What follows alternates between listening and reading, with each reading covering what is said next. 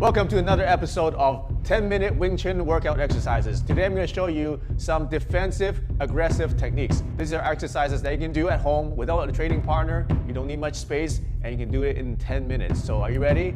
Let's go. And by the way, if you want to get more exercises and Wing Chun workout videos, make sure you subscribe to this channel. Let me know what you want to learn. Add some comments, just click the button right here and let's get on with the workout. So the first technique is called Tan Da. Tan Sao is this, we learned it in the Silim Tao, right? And then Da just means hit, any way you want to hit. So Tan Da means to combine the Tan Sao with some kind of hit, and most often it's a vertical punch. So the application is like this. This is good for using for hooks, right? Tan and Da, boom, okay? Boom, that's up. All right, so let's do this exercise first. Thanks, Will. So Tan Sao, the first one we're gonna do like this. Finger points to 1 o'clock, finger points to 11 o'clock while you are punching. So nice and slow, 1, 2, the punch goes at 12 o'clock, straight in front, 3, 4, 5, and your Tan Sao should be both at shoulder level. So punch and your hand should be shoulder level, like this. Make sure that your elbow is low on both hands. And then whenever you come back to the middle, you can clap your hands for beginners, just so that you get used to putting your hands back into neutral position in the middle. Because when your arms are out, you can't just move them to side, you won't get any power. So you gotta come back to the middle, come back to center. So the center is about here. If you open your thumbs like this, it should be this far from your chest. Okay, you don't do this in fighting, but this is a good way to practice bring your hands back to center whenever you finish the attack. So the key is to get your angles right. You don't want to go like this. Don't do that. You don't want to do this instead. You want to do, one is about, let's say at 1 o'clock, your right arm is at 1 o'clock. The other one, your right finger is pointing at 11 o'clock. So right finger pointing at 1 o'clock, left finger pointing at 11 o'clock. And then your punch is always at 12 o'clock. Make sure there's no rotation in your body, so don't rotate anywhere. Keep your shoulders squared towards the front. Let's go as fast as possible while keeping the technique. Stay loose, don't tense up too much. Just keep punching and blocking. So one thing that's going to help to coordinate is to just practice opening one hand and then making a fist alternately.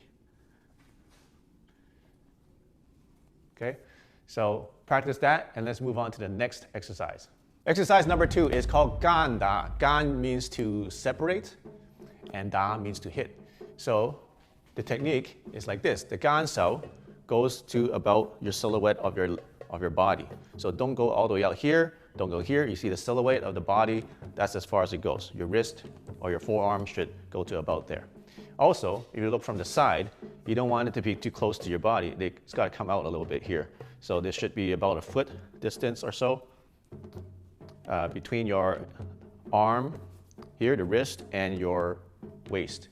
So now you want to combine it with a straight punch, like that. And make sure that this is all curved. So the application for this is good for low hooks. Boom, okay? Next one, like this, okay? So if you want to train with a partner, you can do it like this. Like this.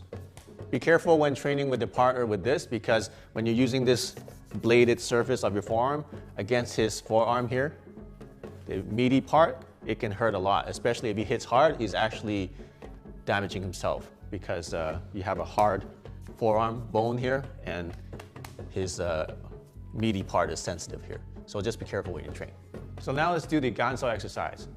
1, 2, 3, 4, 5, 6, 7, 8, 9, 10. Count with me. 1, 2, 3, 4, 5, 6, 7, 8, 9, 10.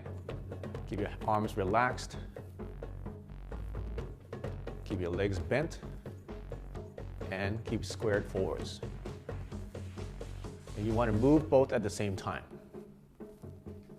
so that when it both reaches the limit, they both reach the destination at the same time.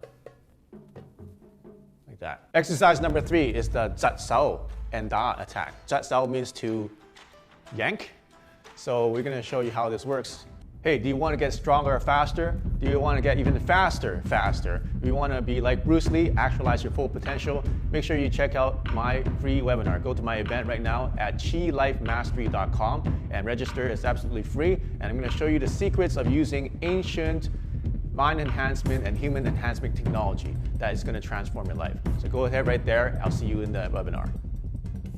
So we're going to show you how this works in an application. You want to, so when his hand is a little bit below yours, okay? So when he attacks, you yank down and you punch at the same time, right? Yank down, punch at the same time. Yank down, sink down. And you want to do it at the same time so that when you yank, it kind of pulls his energy into your punch. So it doubles up your power of your punch. So you're coming, you're using his energy, you're pulling his energy in, and you're punching him. So he loses balance. So you can check this way, he's losing balance, and you're punching him. That is the drill you do with your partner, if you have a partner, right? Thanks, Will. So the technique is like this. You are pressing down and punching. Pressing down and punching. Pressing down and punching. So once again, as one hand opens up, the other one becomes a fist. So you see, when I'm pulling in, I pull in about a hand's distance from my belly button. So pull to my belly button.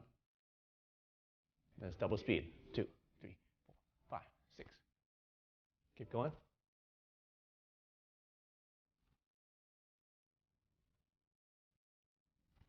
And 10 more. 1, 2, 3, 4, 5, 6, 7, 8, 9, 10. Exercise number 4 is lap da, which means to grab and hit.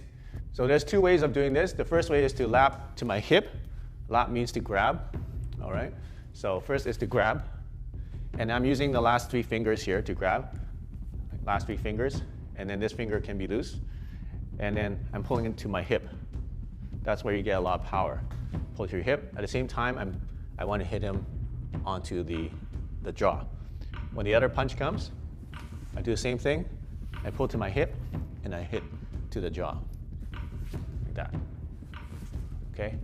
Pull to your hip, and notice how it turns him a lot. Because you're pulling it to your hip, you're extending his body, right? That's the first way. And the second way is to lap to the side and hit low, okay? Hit low, hit low, hit low, like this. So you aim for the ribs, and you pull him off balance, you overextend him, hit him in the ribs. Okay? Let's do the exercise together. So we're going to lap, so grab. When you grab, you can just grab like this, or I like to do is actually do like a sequential grab. I start with my pinky, I kind of turn my wrist, and then it's like you're twisting a towel or you're really wringing something with your hand like this, okay? You don't have to do that. You can just grab, pull to your hip, and then hit. Grab, pull to your hip, and hit. Grab, hit, grab, hit, grab, hit.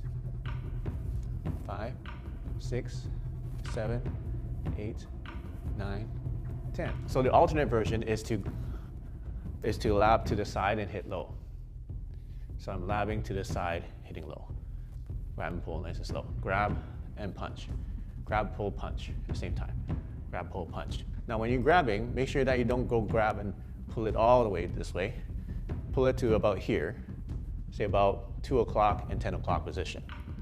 And then when you punch, make sure you don't punch too low because the guy's ribs are not that low. Guy's ribs or solar plexus is here. So if you go from your solar plexus outwards, that's the level of the punch. And then when you're punching, don't extend completely. Just go up to 95% extension. Okay, let's go a little bit faster.